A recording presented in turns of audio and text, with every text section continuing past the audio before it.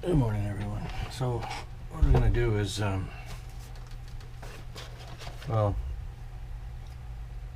I'm going to cut the pilot figure out, and then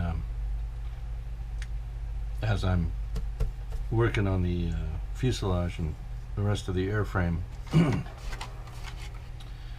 I'll have time in between steps, finishing, prepping for paint and all that, to work on the pilot figure and get it just where I want it, as far as getting rid of the seams and all that. So the first thing I like to do with these plastic parts is outline them. Now when it's a flat back part, like a cowling, like this, when it's a nice flat back part like this, the easiest thing to do is take a sheet of sandpaper, about a 100 or 120 grit or finer, and just sand it until this is almost completely sanded through,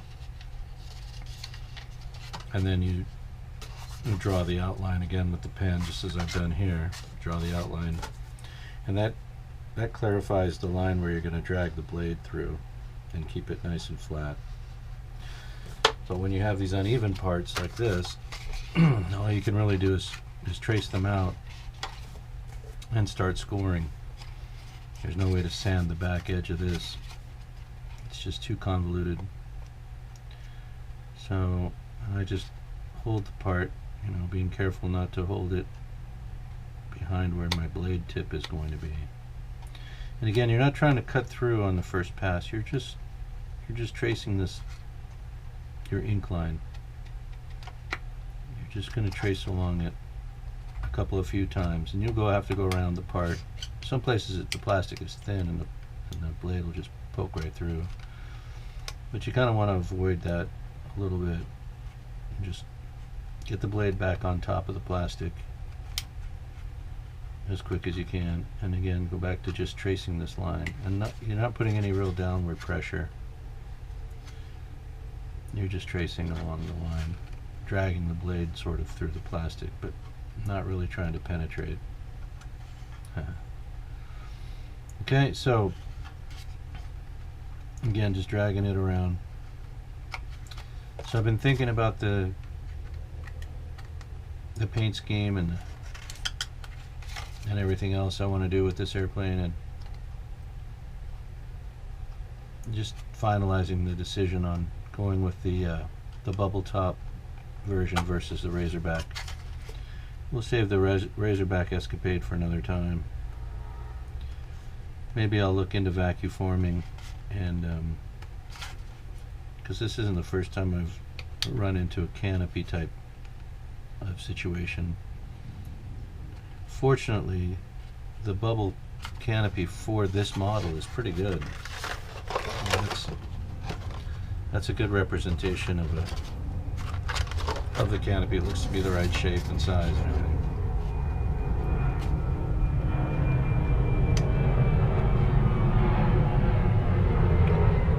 So now going back to how I want to, which airplane to represent, I think I'll go ahead and follow the box top. We'll do the Gabreski P-47 that's represented on the Guillow box. We'll just do box top. When I was a kid, back in the day when I was building the plastic kits and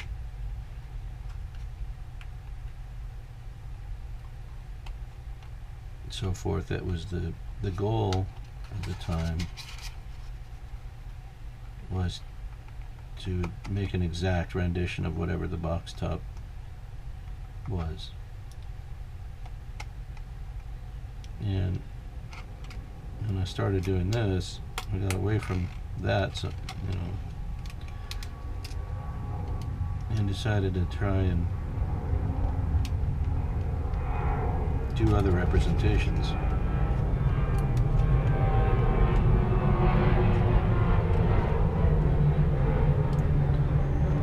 And with aircraft, just like with cars, there are 1,000 different examples. I mean, there are so many squadrons and different pilots,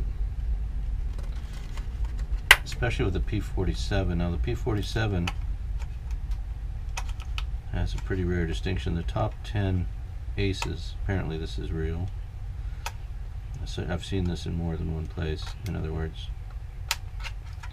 the top 10 P-47 aces all survived the war, meaning that their P-47s kept them alive.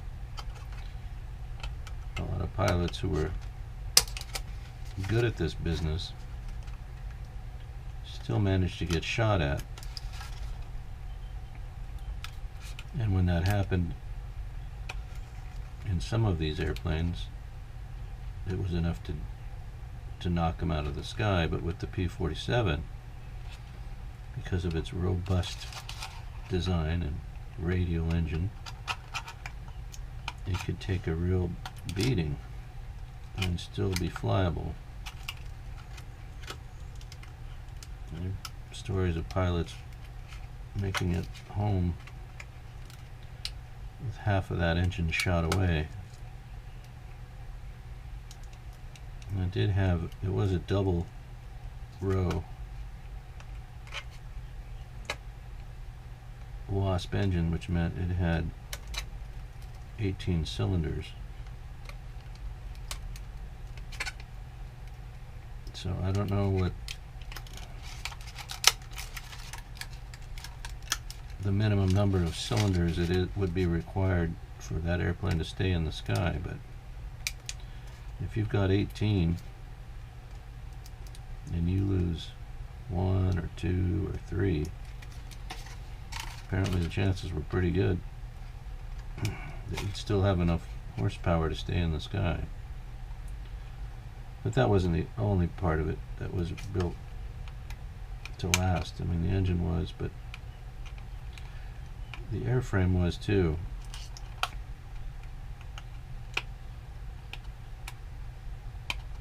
The underside of it, with all the supercharger hardware and plumbing,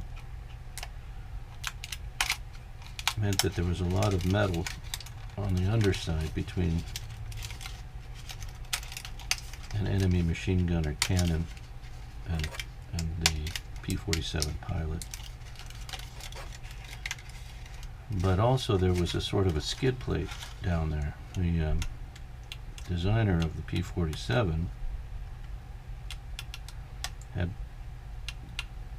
put some consideration into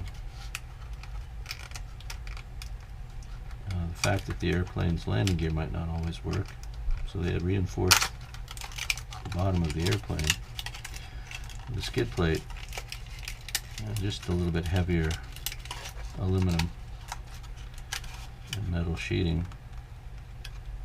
But it meant that if the landing gear did fail to come down, the airplane would belly land without sustaining significant damage. It also meant it would be a little bit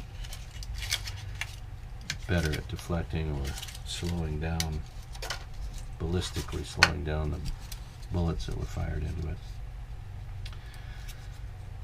I'm not real stoked on this pilot figure, but it's better than what I've got aside from this, and it's part of the cost of the airplane and the kit, I mean.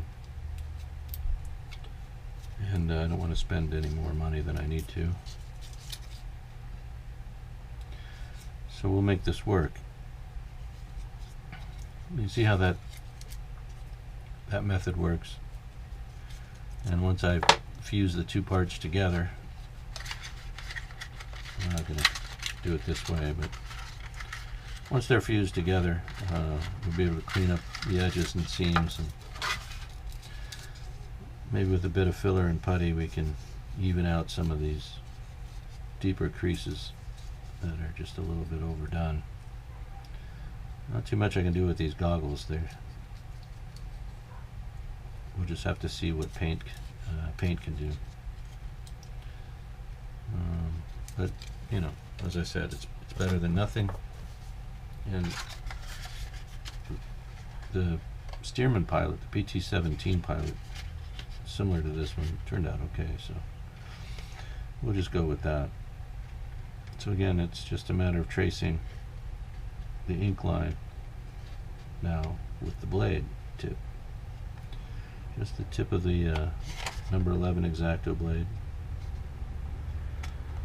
And again, you're not trying to penetrate this plastic on the first pass, you're just scratching the surface, scoring they call it.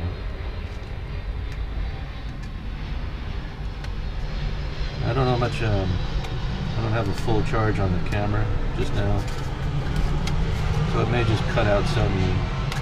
And you all know I don't spend a whole lot of time on post-production.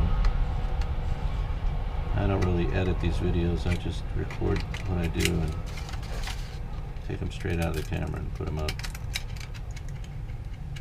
Saves me time. Alright, I'm going to shut it off. So you see how that goes, though. It's pretty quick and easy. It's the cleanest way I found to remove parts from the plastic. Alright, thanks for watching.